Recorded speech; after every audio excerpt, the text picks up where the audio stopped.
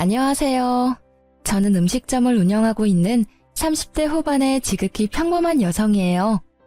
지금은 그저 평범하게 지내고 있지만 몇 년 전에는 상당히 날이 서 있었어요. 그 이유는 전혀 평범하지 않은 저의 이혼 과정 때문이었죠.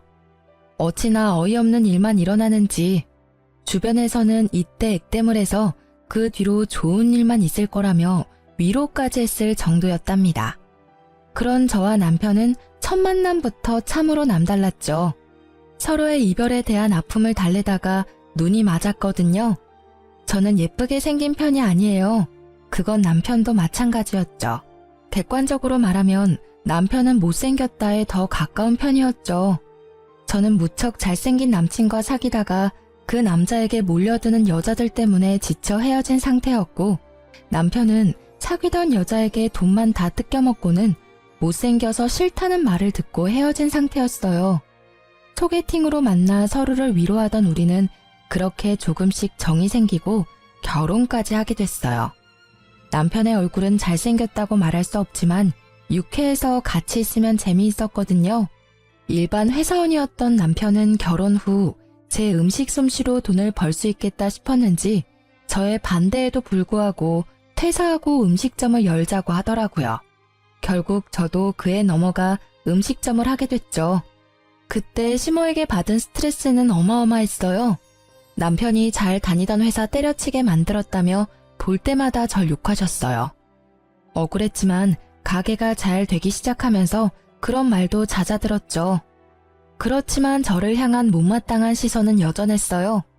솔직히 제가 음식점 열자고 한 것도 아닌데 말이죠. 그런데 제가 이혼을 하게 된 건 그런 시모의 행동 때문이 아니에요.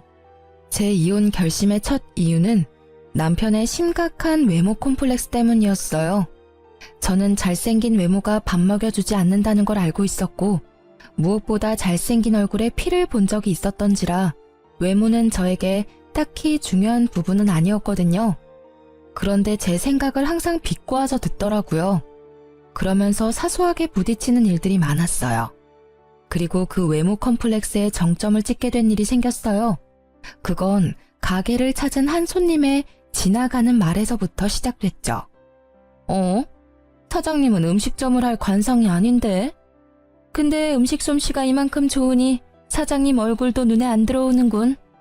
손님은 음식이 맛있다는 이야기를 짓궂게 돌려 말한 것이지만 남편은 다르게 해석하더라고요. 그 말이 자신의 외모 비하라고 생각했어요.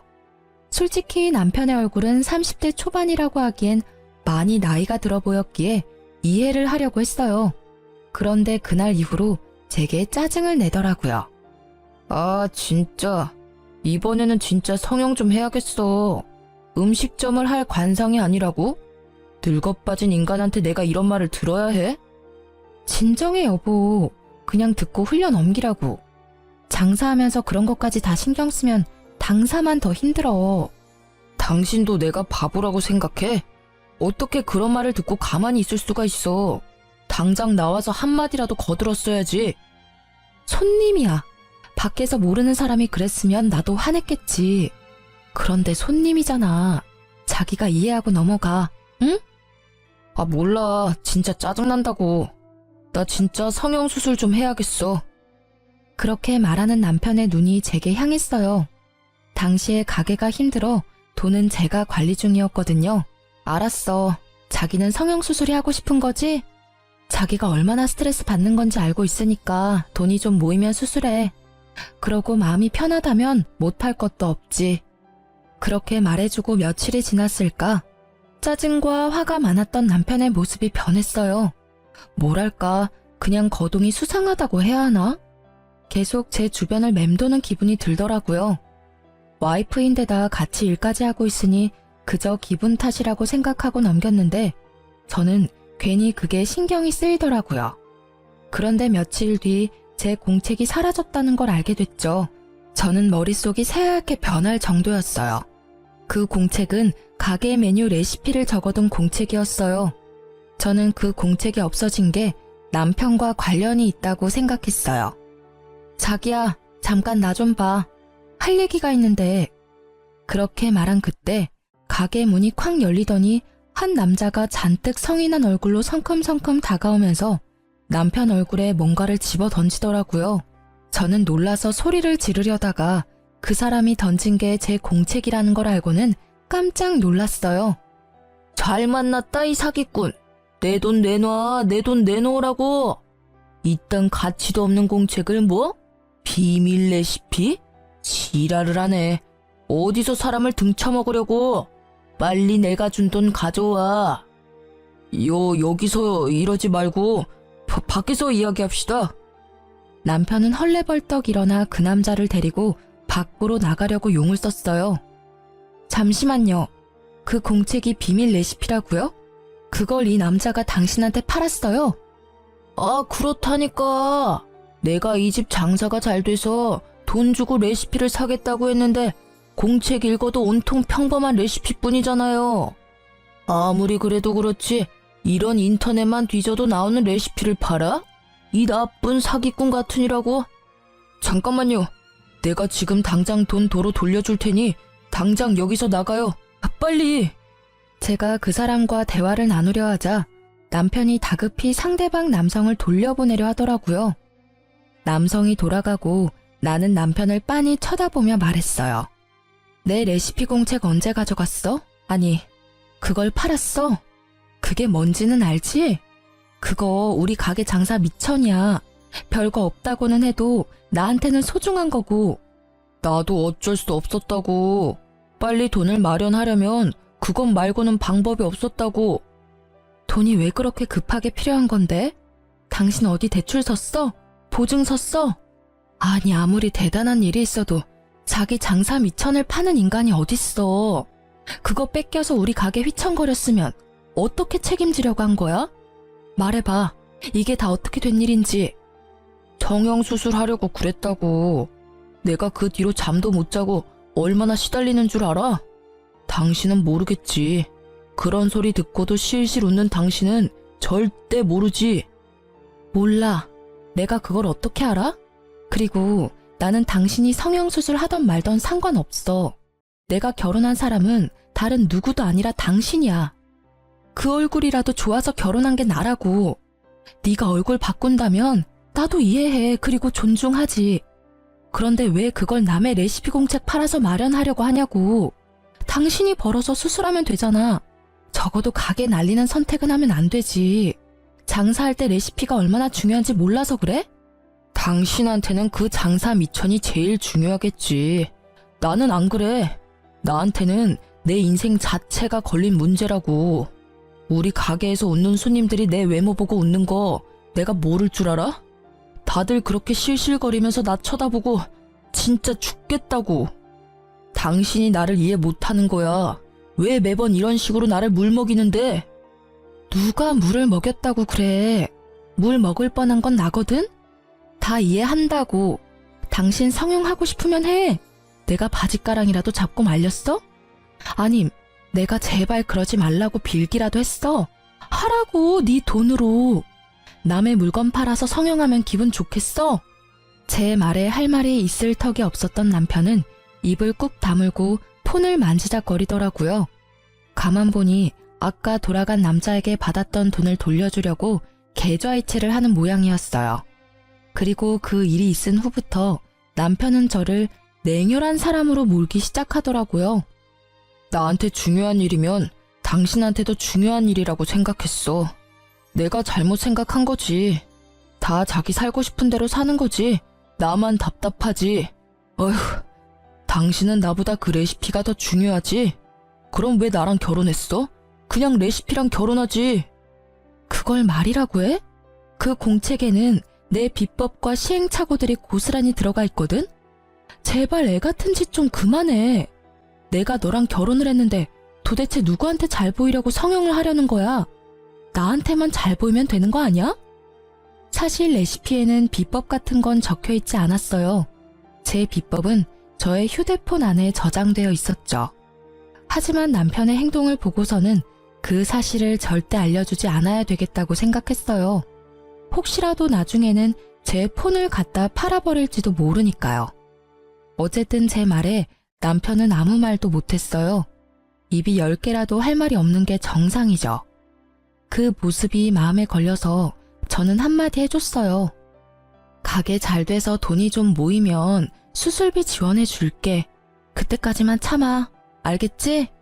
결국 이 말을 듣고서야 남편의 얼굴이 좀 펴지더라고요. 제가 말은 그렇게 했지만 참 어이가 없었어요. 지금 우리 처지에 장사가 잘 되는 것보다 더 중요한 게 어디 있나요? 입에 풀칠이라도 해먹고 살아야 외모 치장도 하는 법인데 그저 자기 외모에만 신경 쓰는 남편에 대한 신뢰가 완벽하게 사라지게 된 사건이었죠. 그렇게 한바탕 사건이 지나가고 남편은 무척 열심히 일했어요. 가게가 점점 잘 되기 시작하니 자리를 잡기 시작했죠. 단골들도 생기고 무엇보다 남편은 성형을 위한 자금을 차곡차곡 모아가고 있었죠. 그런데 언제부터인가 친구와의 약속을 이유로 늦게 들어오는 일이 생기게 됐어요. 요리를 직접 하는 사람은 저였으니 남편이 없을 때는 알바생이 일을 많이 도와줬어요. 그 사람 하나 없다고 가게가 안 되는 건 아니지만 그게 여러 번 쌓이는 걸 보니 뭔가 있나 싶기는 했어요. 이때는 솔직한 말로 남편에게 여자가 생길 거라는 생각을 단 한 번도 해본 적이 없었던지라 별 생각 없었어요. 남편이 못생겨서 그런 생각을 한 것은 아니에요. 다만 그 사람은 예전에 외모를 이유로 차인 이후로 여자에게 먼저 다가가는 것을 그리 좋아하지 않거든요. 그래서 별 신경 쓰지 않았죠. 그보다 더 신경 쓰이는 일이 매장에 생겼거든요. 어떤 한 여자가 거의 매일같이 가게를 찾는 거예요. 그것도 딱 남편이 없을 때만 골라서요. 저는 이상한 기분이 들었어요. 그 이유는 그 여자의 행동 때문이었어요. 사람 기분 나쁘도록 저를 쳐다보는 일이 많았고 이상하게 우리 가게에 관심이 많은 듯 여기저기 조심성 없이 훑고 다니더라고요. 저는 혹시 남편이 가게를 팔려고 내놨나 싶은 생각까지 했죠. 그 당시에 남편의 신뢰는 거의 바닥이었거든요. 레시피를 팔려고 한 적이 있는데 가게인들 못 팔겠어요? 그래서 그걸 의심했는데 그건 아닌 것 같더라고요. 그리고 일주일쯤 가게를 둘러보던 여자가 제게 말을 걸더라고요. 저기요, 아줌마. 잠시 할 이야기가 있는데요. 이때쯤엔 아줌마 소리에도 익숙해진 터라 별 생각 없이 네 손님 하고는 그 앞에 앉았죠. 점심시간도 훌쩍 지났고 저녁 시간으로는 아직 이른 시간이라 손님이 없었기에 이야기를 들어주기로 했어요. 딱 보니 저와는 정반대의 삶을 사는 사람 같더라고요. 화려하게 풀어헤친 샛노란 머리카락에 손가락, 발가락에 칠해진 매니큐어와 페디큐어는 짙고 선명한 색상에 뾰족하고 길었죠. 게다가 코가 아릴 만큼 강한 향수 냄새까지. 행색을 보면 절대로 음식점에서 일할 사람은 아니었어요. 이런 곳에서 할 말은 아니지만 아줌마 남편 있죠? 제가 아줌마 남편 여자친구예요. 네? 제가 그 사람 와이프인데요. 알아요, 저도. 근데 당신이 그 남자 만나기 전에 제가 먼저 그 남자랑 사귀었거든요. 뭐, 얜 여자였죠. 지금은 아직 현재 진행 중이지만. 그러니까 당신이 상간녀라는 이야기인가요? 그런 단어 말고 좀 더 다르게 표현해 줄래요? 이래서 배운 거 없는 사람은.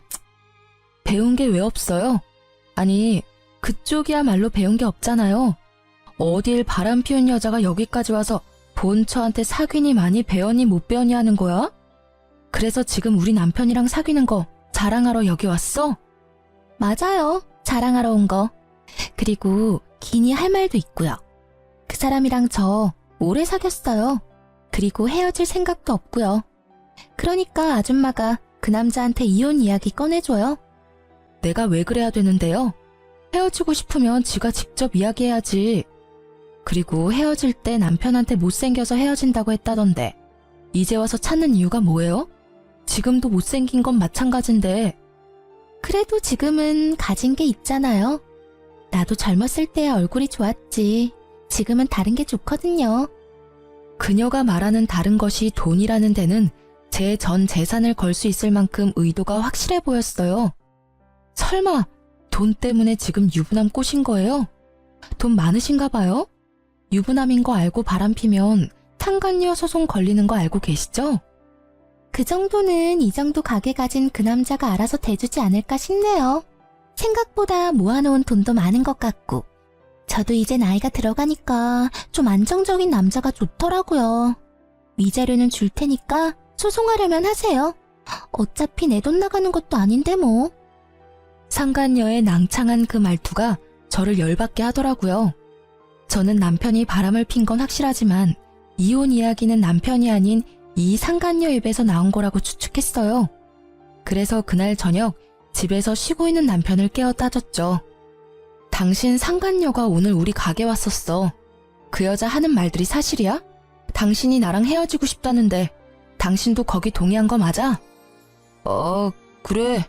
그 여자 말이 다 맞아. 내가 이야기하려고 했는데 계속 망설이다가 결국 이야기하도록 시켜버렸네. 나 그 여자 사랑해. 그때도 사랑했지만 지금도 여전히 사랑한다고. 이야기 다 했다니 나도 편하게 말할게. 제발 나랑 이혼해줘. 그 여자랑 같이 살 거야. 지금 그렇게 덤덤하게 할 말이야? 당신이 지금 어떤 상황에 처한지 모르나 본데 이거 진짜 큰일이라고. 그 여자는 당신을 좋아하는 게 아니라 당신이 이뤄놓은 걸 좋아하는 거야. 당신 돈 보고 좋아하는 거라고. 그 여자가 뭘 했는지 알아? 옛날에는 잘생긴 남자가 좋았는데 지금은 다른 게 좋대. 그게 뭐겠어? 돈이지. 내 여자 모욕하지 마. 그런 소리 했을 리도 없고 그랬다 하더라도 당신이 신경 쓸 바 아니잖아. 그냥 이혼 좀 해줘. 내가 돈을 뜯기든 가죽을 뜯기든 알아서 한다고. 당신 진짜 미쳤어? 그 여자 당신 못생겼다고 찬 여자라고. 그런 여자가 이제 와서 당신한테 사랑을 느꼈다고? 아무리 봐도 말도 안 되는 이야기잖아. 그런 일은 일어날 리가 없다고. 분명히 다른 목적으로. 그래, 그럴 일 없겠지. 그치만 나도 나이가 들면서 중후한 멋이 생겼다잖아. 당신은 어차피 돈에 정신 팔려서 그런 것도 모르겠지만 사실 당신하고 만났을 때도 그 여자랑 헤어지고 싶지 않았어. 결국 어쩔 수 없이 헤어지는 바람에 내가 당신같이 못생긴 여자를 만나서 살고 있는 거잖아. 게다가 당신 나 좋아하는 것도 아니잖아. 그냥 가게 유지할 사람 필요한 거면 헤어져줘도 되는 거 아니야? 내가 왜 이렇게 사는데? 다 당신이랑 나랑 잘 먹고 잘 살자고 이렇게 사는 거라고. 돈을 벌어야 펑펑 쓸 수 있으니까. 돈 없으면 뭘 할 수 있는데? 그리고 잘 다니던 직장 그만두게 하고 가게에서 일하게 만든 건 당신이잖아. 요리하는 사람이 나 하나인데 어떻게 하나부터 열까지 다 꾸미고 다녀? 날 이렇게 만든 게 당신이라는 생각 단 한 번도 해본 적 없지? 날 이렇게 만들어 놓고 당신은 밖에서 여자나 만들어서 돈 쓰면서 놀았어?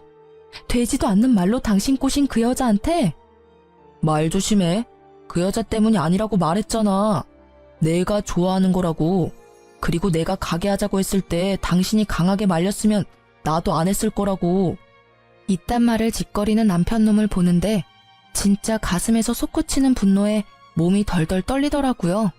딱 봐도 돈 목적으로 만나는 여자한테 홀라당 넘어가서는 조강지처를 버리려는 꼴을 보니 답답하기까지 했어요. 게다가 상간녀 편드는 걸 보니 정이 딱 떨어졌어요. 알았어. 이혼해.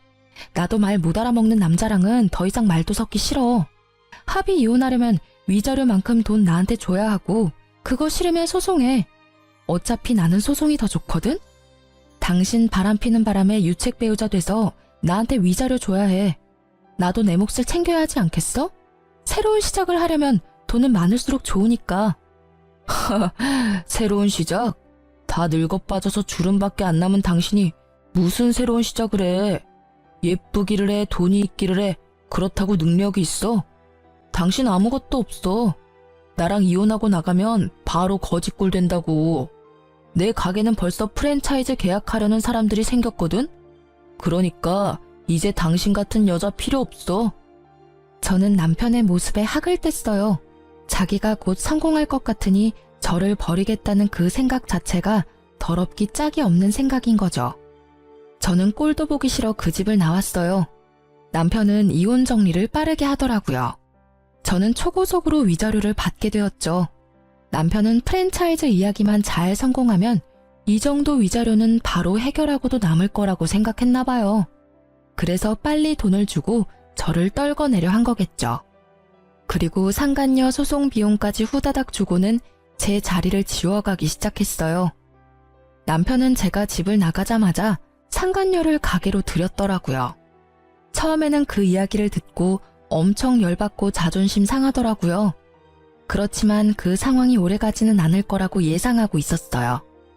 이혼이 마무리된 날 저는 아는 동생을 전 남편 가게에 보냈어요. 밥 한번 먹고 오라고요.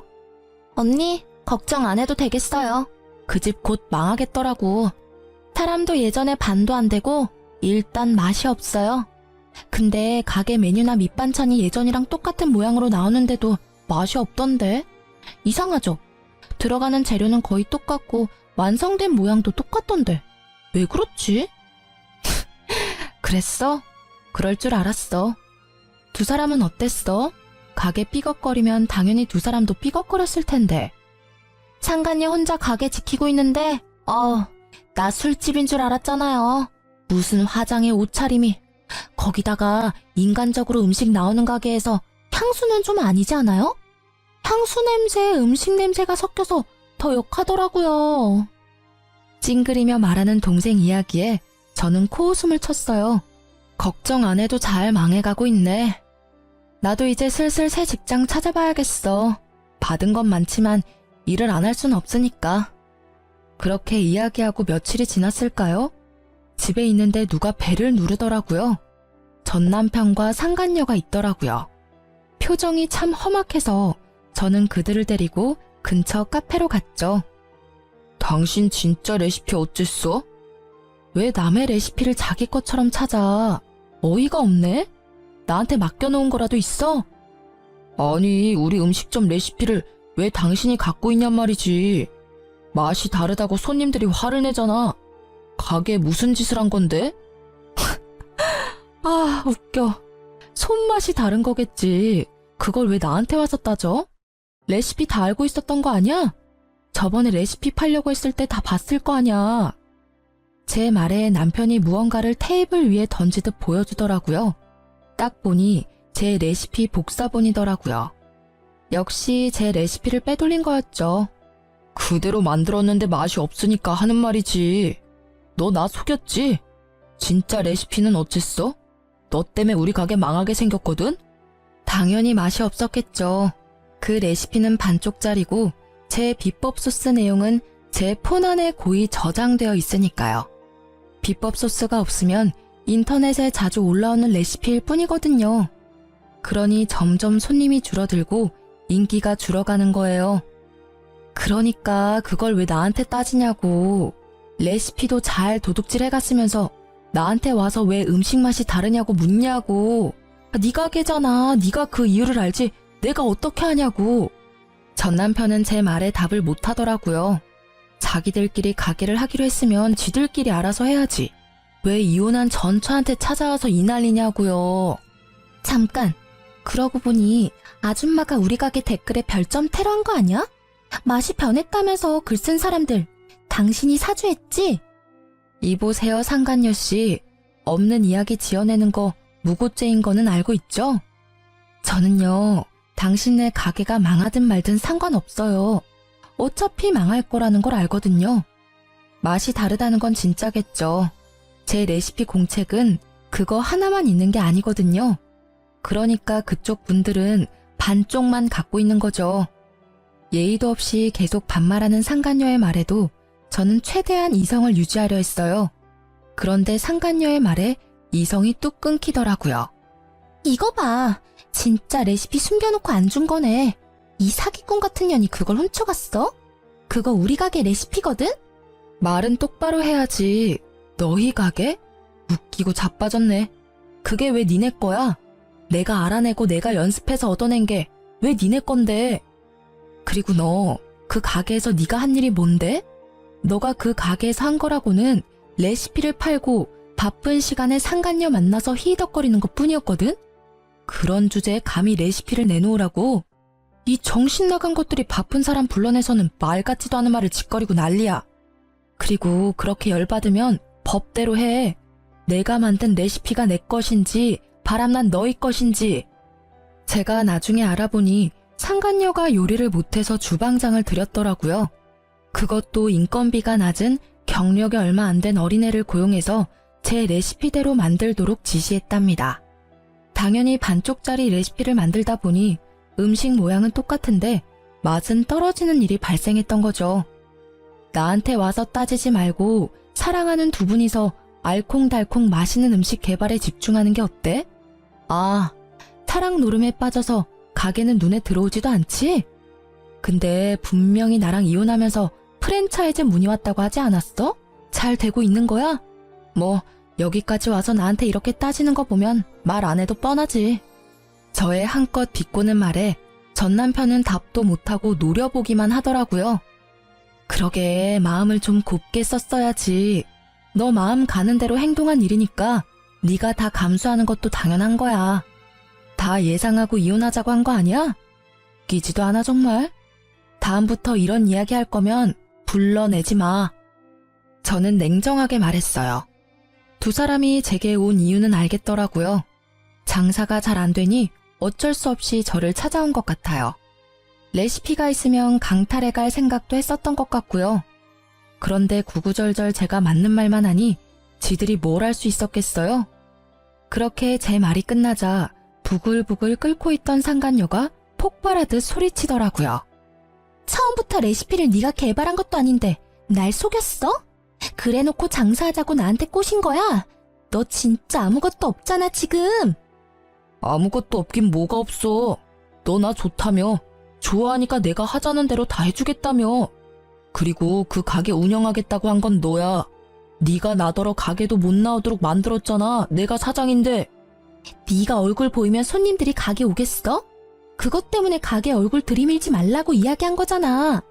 당신 얼굴 보면 있던 밥맛도 다 떨어진다고. 뭐? 그 전에는 아무도 그런 말 안 했어. 다들 밥만 잘 먹고 돌아갔다고. 당신이 홀을 제대로 못 보니까 손님이 떨어진 거겠지. 어디서 나한테 다 뒤집어 씌우는 건데? 다 네 탓이니까 이럴 줄 알았으면 너 같은 거 꼬시지 않는 건데. 막판에 괜찮은 놈 잡아보려다가 이게 무슨 날벼락이냐고. 가게 매출이 어마어마하다며. 나 먹여 살릴 수 있다며. 근데 이게 뭐냐고. 매일매일 손님은 줄고 돈만 계속 나가잖아. 왜 그게 내 탓이냐고.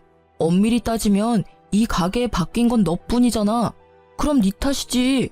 언제는 내가 가게에 있어서 좋다며. 못생긴 여자 있을 때보다 화사하고 좋다고 할 때는 언제고.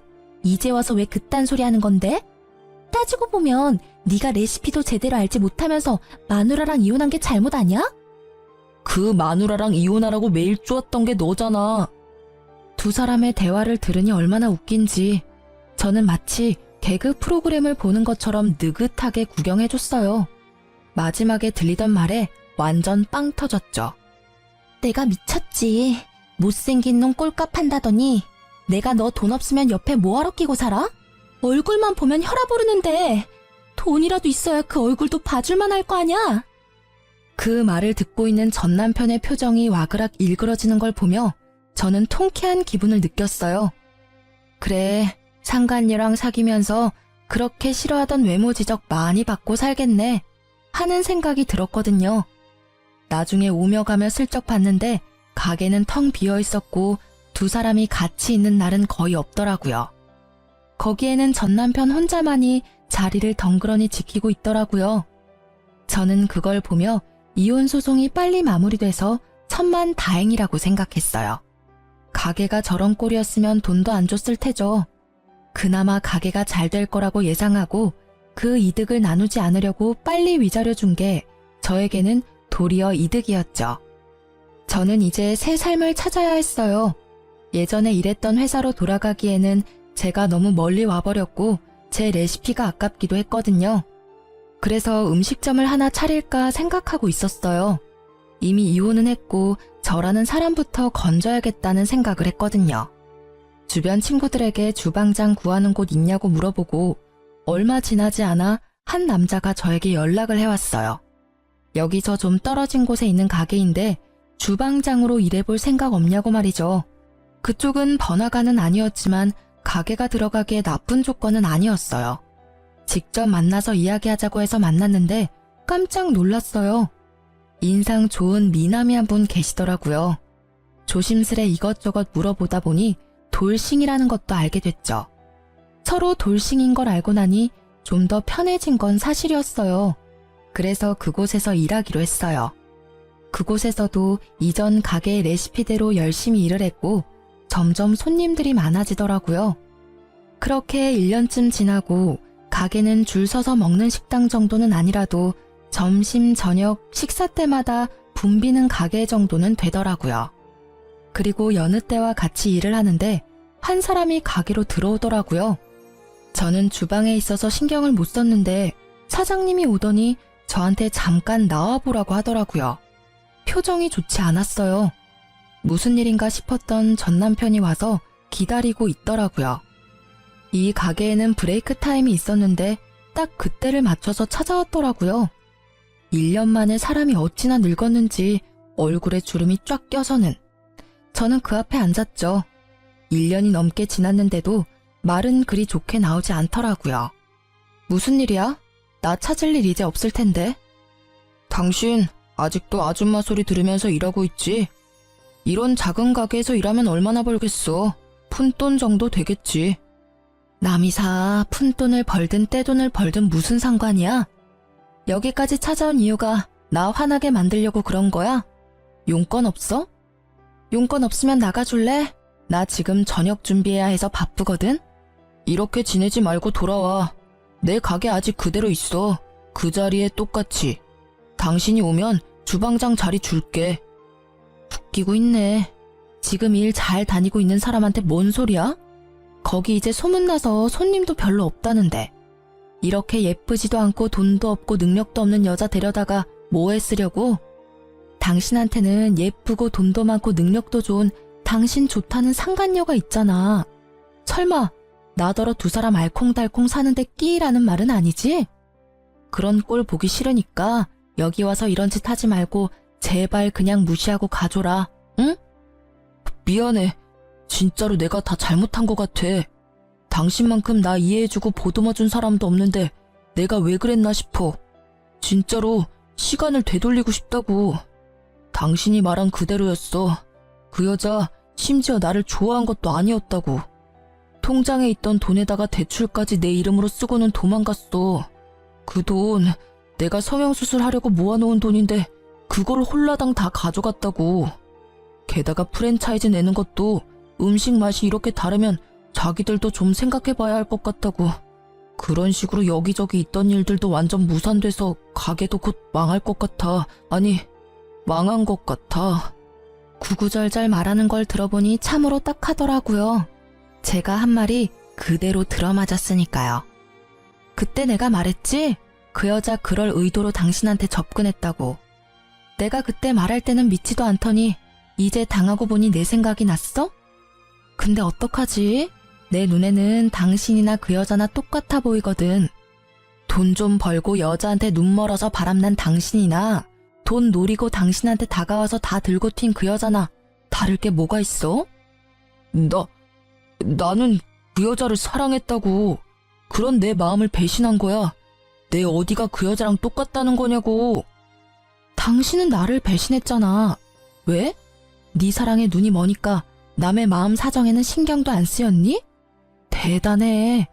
사랑 타령하면서 나한테서 다 뺏어간 게 넌데 자기는 그 여자랑 다르게 생각한다는 걸 들으니까 좀 소름 끼치네?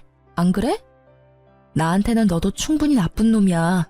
유부남이 사랑 타령이라니. 그것도 제 마누라가 아닌 상간녀한테. 그 사실이 잘못됐다는 걸 모르는 것도 참 딱하고.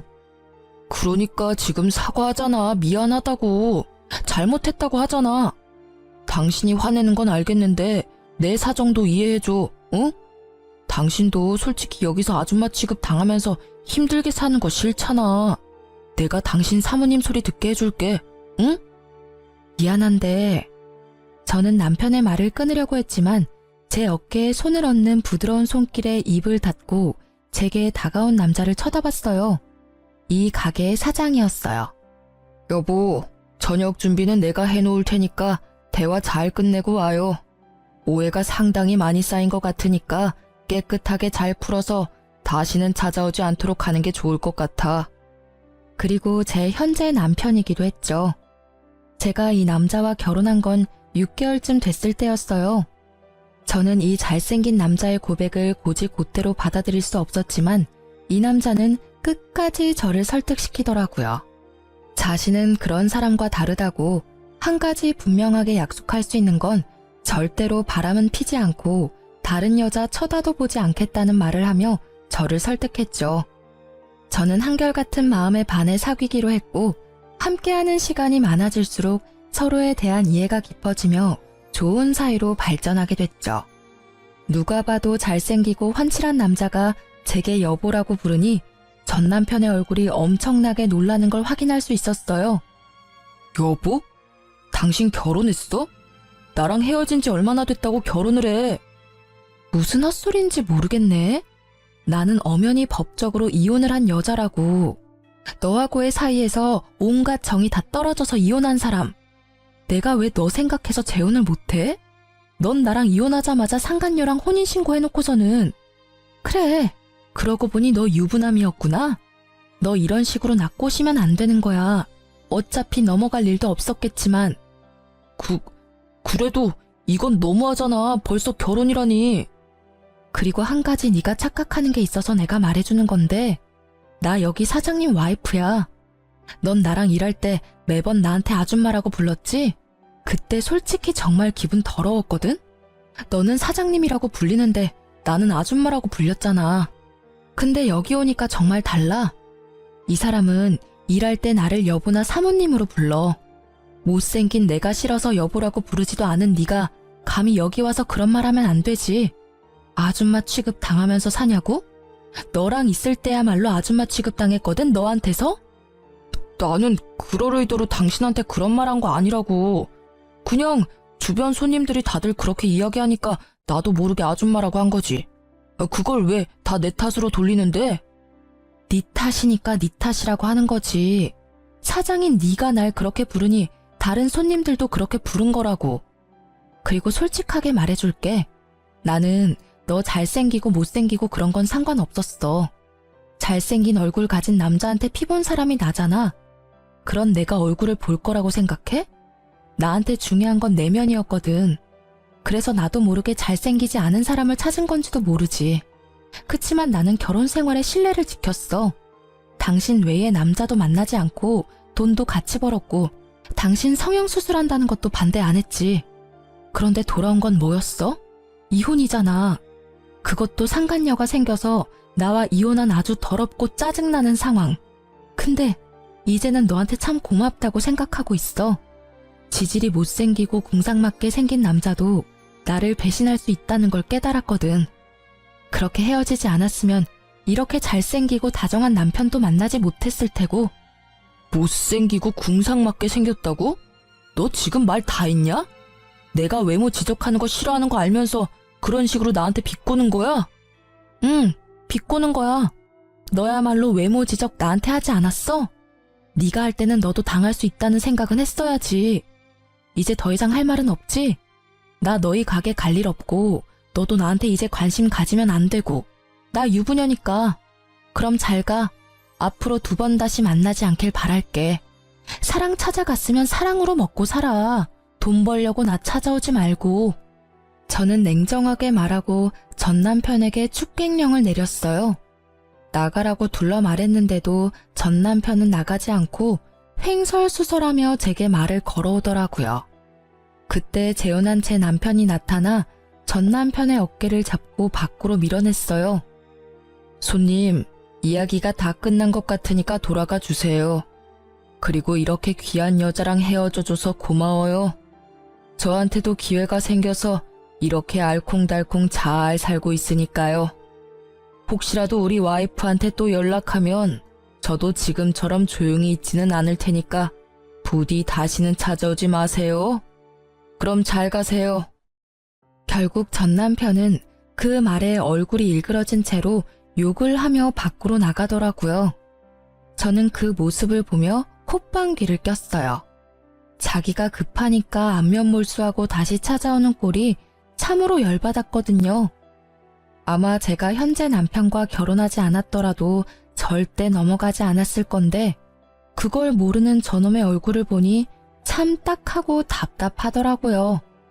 그렇게 전 남편이 들렀다 가고 얼마 안 돼서 전 남편 가게가 폐업했다는 이야기가 들리더라고요. 게다가 본인은 파산 신고를 하고 여기저기 알바 찾으러 돌아다닌다고 하더라고요. 이제 두 번 다시 만날 일 없다고 생각하니 마음이 후련해지더라고요. 그 이후로는 전 남편을 만난 적이 없어요. 어딘가에서 잘 살고 있겠죠 뭐. 솔직히 이혼을 경험하면서 정말 기분이 더러웠어요. 남편의 외도가 원인이라는 건 정말 저에게는 자존심에 상처를 입히는 일이었거든요.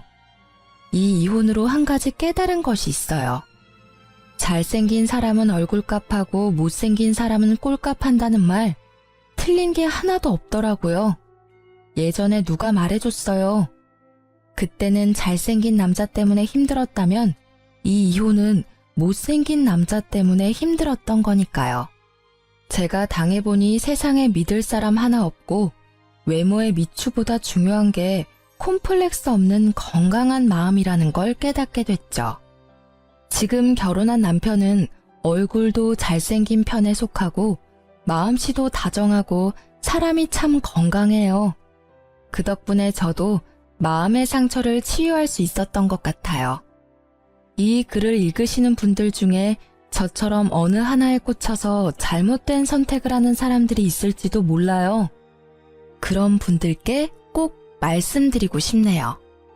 너무 거기에 휘둘려서 선택의 폭을 좁히면 저처럼 된통 당할 일도 생기게 되니 나쁜 일을 당하더라도 그걸 기준점으로는 삼지 마세요. 모든 마음을 열어두고 봐야 정말로 좋은 선택을 할 수 있게 되는 것 같아요. 긴 글 읽어주셔서 무척 감사합니다. 저는 잘 살고 있으니 이 글 읽으시는 분들도 행복하고 즐거운 하루하루 보내세요.